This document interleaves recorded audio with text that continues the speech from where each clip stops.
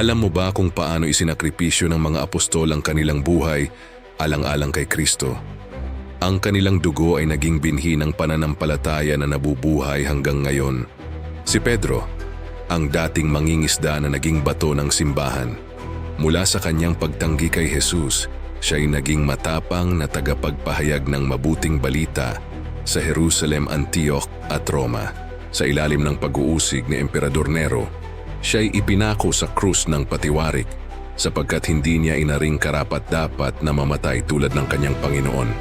Si Andres, kapatid ni Pedro, ay nagdala ng ebanghelyo sa Greece at Asia Minor. Ang kanyang puso'y nag-alab para sa Panginoon hanggang sa kanyang huling hininga. Sa patras siya ay ipinako sa krus na hugis, ex irunans ang krus ni San Andres na naging simbolo ng kanyang walang hanggang katapatan. Si Santiago ang nakatatanda, kapatid ni Juan, ang unang apostol na nagbuwis ng buhay. Sa utos ni Haring Herodes Agrippa III, siya ay pinugutan ng ulo sa Jerusalem. Ang kanyang maagang pagkamatay ay nagsilbing patotoo sa kanyang matibay na pananampalataya. Si Felipe ay naglakbay hanggang Phrygia, kung saan kanyang ipinangaral ang ebanghelyo ng buong tapang. Sa Hierapolis, siya'y ipinako sa krus at binato hanggang kamatayan. Ngunit ang kanyang mga huling salita ay panalangin para sa kanyang mga manguusig. Si Bartolome ay umabot hanggang India at Armenia. Doon siya'y kinutsan ng buhay, isang malupit na kamatayan na kanyang tiniis ng may kapayapaan, iniisip ang sakripisyo ng kanyang Panginoon. Si Tomas, na dating nag-alinlangan, ay naging matapang na saksi sa India. Ang kanyang pananampalataya ay hindi na muling nag-alinlangan hanggang sa siya'y tatagain ng sibat, ibinuhos ang kanyang dugo para sa ebanghelyo. Si Mateo, ang dating maniningil ng buwis, ay naging manunulat ng ebanghelyo. Sa Ethiopia, siya'y namatay bilang martir, inihandog ang kanyang buhay para sa katotohanan na kanyang isinulat. Si Santiago, ang nakababata, ay namuno sa iglesia sa Jerusalem. Sa tuktok ng templo, siya'y itinapon at binato hanggang kamatayan, ngunit hanggang sa huli nananalangin para sa kanyang mga kaaway.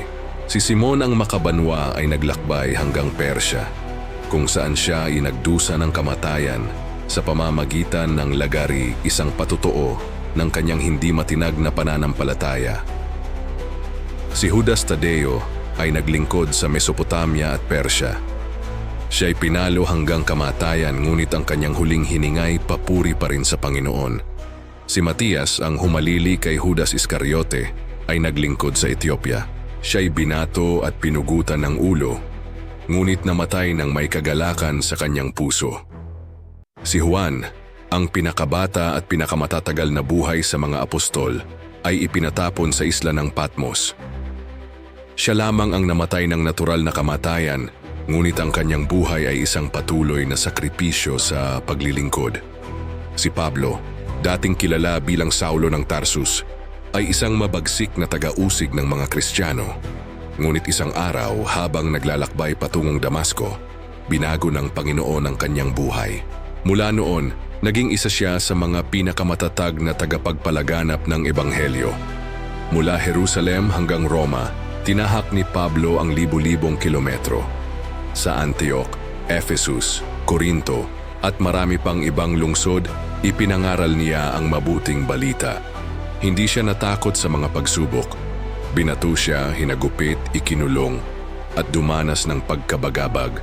Subalit hindi siya sumuko. Sa Roma, sa ilalim ng pamamahala ni Emperador Nero, nahatulan si Pablo ng kamatayan. Ayon sa tradisyon, siya ay pinugutan ng ulo sa labas ng lungsod. Ngunit bago iyon isinulat niya, "Nakipagbaka ako ng mabuting pakikipagbaka, natapos ko na ang aking takbo, iningatan ko ang pananampalataya." Ang buhay ni Pablo ay isang patotoo ng kapangyarihan ng Diyos na magbago ng buhay. Mula sa pagiging taga-usig hanggang sa pagiging martir, ipinakita niya na walang imposible sa Diyos. Kung ang mga apostol ay nag-alay ng kanilang buhay para kay Kristo, ikaw ba, handa ka ring ialay ang iyong sarili para sa Kanya? Pero kung iisipin ang ganitong kamatayan para sa iba na hindi naniniwala sa Diyos ay kahangalan, ngunit para sa kanila, ito'y karangalan at dakilang bagay na mapaglingkuran ang Diyos hanggang kamatayan. Nawa ikaw din kapatid, huwag mong ariin na kalugihan ang mapaglingkuran ng Diyos. Sinasabi sa Salmo 8:4, dahil sino ang tao para iyong alalahanin? Sino ang tao upang iyong kalingain? Nasukat mamatay ang anak ng Diyos na si Kristo Jesus para sa tulad nating makasalanan. Salamat sa panonood. Kung ikaw ay na-bless ng video na ito, huwag kalimutang mag-subscribe at i-share sa iba. Magkita tayo sa susunod. God bless.